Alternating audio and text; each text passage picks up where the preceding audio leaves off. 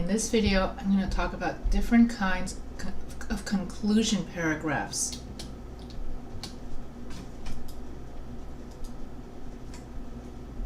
The first kind of conclusion paragraph is the summary conclusion paragraph. This is the kind of conclusion paragraph we've been writing so far, where in the conclusion paragraph you just summarize the highlights of your essay without adding new information. You repeat the thesis statement as the first sentence of the conclusion paragraph, and then you summarize your essay. So that's known as summary conclusion paragraph. And we're going to cover different kinds of conclusion paragraphs in this PowerPoint. Like just now, I just did the summary conclusion paragraph, and then I'm going to do the prediction conclusion paragraph, the recommendation conclusion paragraph, and the call to action conclusion paragraph. Here's an example of the summary conclusion paragraph where I summarize the highlights of my essay. Teaching is a great profession because I get to interact with students, learn their different backgrounds, and teach them a new skill like writing they can use for the rest of their lives. So that's my thesis statement that I write as the first sentence. I loved interacting with my face-to-face students when I have them do plays, debates, presentations, and group projects. I love interacting with my online students when I meet them in Zoom lectures. I get to meet students from all over the world, from Africa, from Asia, from Europe, and all over America and South America. I love hearing the life stories of my students and about their different cultural traditions. And I enjoy sharing with my students my love of reading, writing, and literature. And so that is my summary conclusion paragraph, where I have my thesis statement as the first sentence, and then I summarize the highlights from my body paragraphs, and then I give the reader a sense of closure. The next kind of conclusion paragraph we haven't done is known as a prediction conclusion paragraph. So just like with the summary conclusion paragraph, you repeat the thesis as the first sentence of that paragraph. And then in a prediction conclusion paragraph, you make predictions about the future of your topic. You forecast what will happen to your topic for the reader to follow. You also give some kind of solution for your topic. Here's an example of a prediction conclusion paragraph. Smoking causes lung cancer, throat cancer, and stomach cancer. So that's the first sentence is always, you go back to the thesis. If a person stops smoking at a young age, I predict they will live a longer and more richer life. Smoking cuts short a productive life.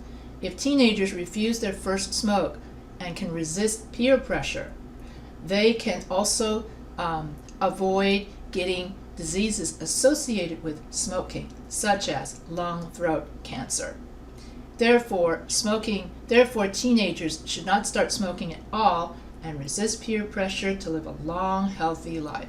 So in this kind of conclusion paragraph, I'm predicting the future, that if you don't smoke, or if you don't start smoking at all, then you don't get all of the nicotine-related illnesses that come with smoking, such as bad breath, bad teeth, bad gums, in addition to the throat cancer, stomach cancer, and the lung cancer.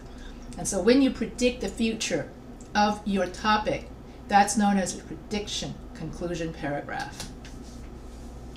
Next kind of paragraph, it's very similar, okay? Very similar to the recommendation, to the prediction paragraph, is the recommendation conclusion paragraph. So here, you make recommendations for what the reader should do. You make recommendations and suggestions about how to solve your topic. You're going to notice there's a lot of overlap in the conclusion paragraphs, where you can actually do a little bit of the summary paragraph, and then mix it in with a little bit of prediction paragraph, mix it in with a little bit of recommendation paragraph, and then a little bit of call to action as like the last sentence. So it is possible to mix and match these different styles. But first, I want you to be aware of the different styles so you know what to mix and match. And so when you recommend to the reader what to do in the future, I recommend you should never start smoking. I recommend that you stay away from, you resist peer pressure.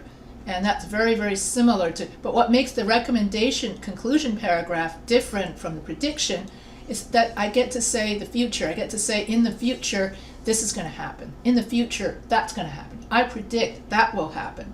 Whereas in a recommendation paragraph, you just make the recommendations, but you don't try to predict the future. So that's basically the difference. So recommendation conclusion paragraph. Teaching is a great profession because I get to interact with students, meet students from all backgrounds, and I get to teach them writing. And so that is the thesis statement. And here I'm recommending to people what to do. I recommend to young people to get into teaching.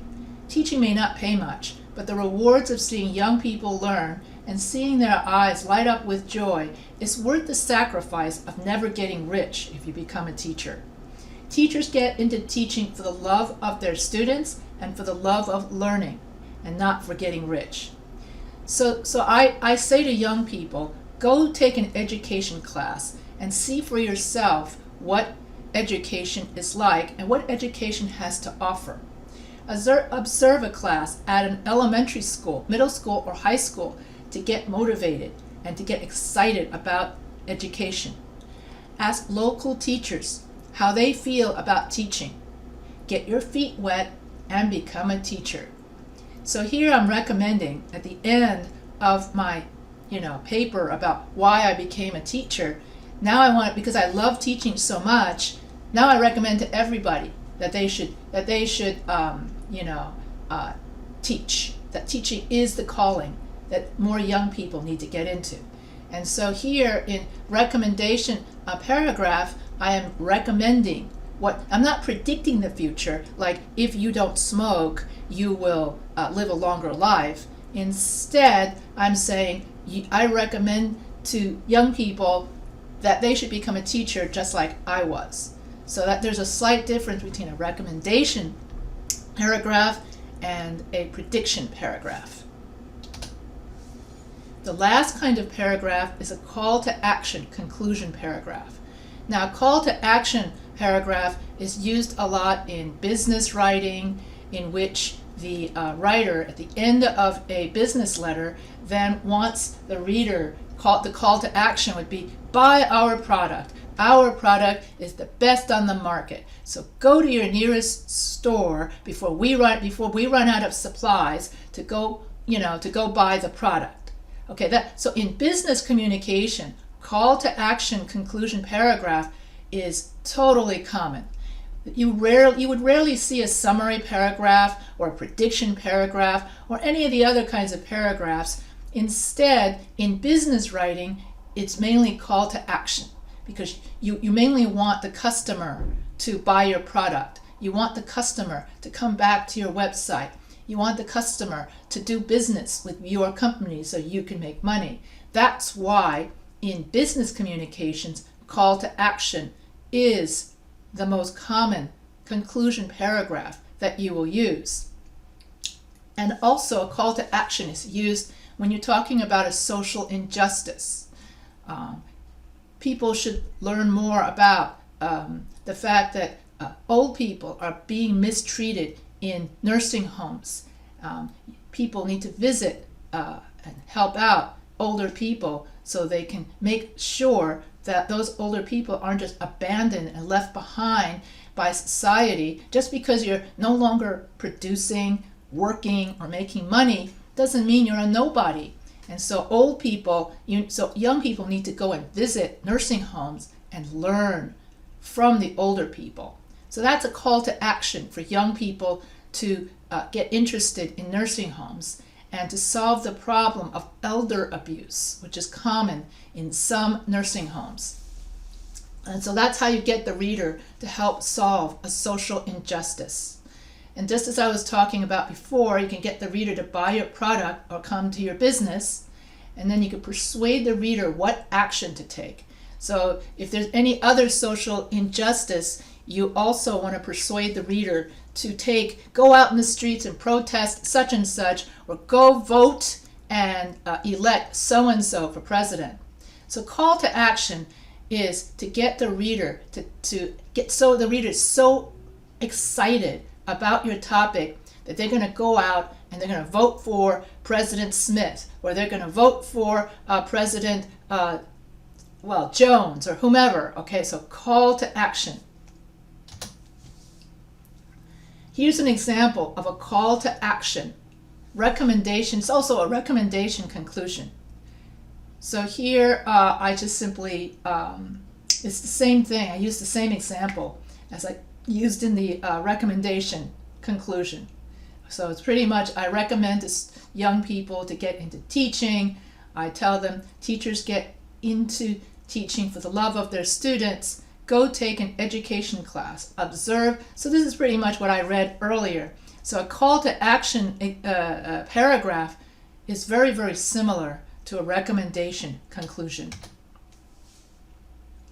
The difference from a call to action conclusion paragraph versus a recommendation paragraph is a call to action is used a lot to solve social injustices, okay? Such as many people do not know how to read. The literacy rate in the U.S. has fallen to an all-time low as people spend too much time playing video games and hanging out on social media. The average American only reads a book when it is assigned to them by a teacher. I say everyone should grab a book, a newspaper, to read. At least read one article or one chapter of a book per day. Read one. If you do some reading, the more reading you do, the better you can write, the better your vocabulary becomes, the more richer your English becomes. So join a book club to get motivated to read. Take a literature class to learn about literary history and learn to appreciate American authors. That's a call to action in which you solve a problem, which is literacy, because a lot of young people do spend too much time on social media and they don't learn the great classics and that's why the books that people write these days are getting simpler and simpler and easier. So what are the different kinds of conclusion paragraphs? What kind do you like best? And which one will you use for your essay? So this pretty much ends my different kinds of conclusion essays video. So this ends my 3-part video series on different kinds of introduction paragraphs, which was video 1, and then video 2 is different kinds of body paragraphs, video 2, and now the last video in my 3-part series is different kinds of conclusion paragraphs. So I hope that you found my 3-part videos on paragraph writing interesting and useful for your workplace.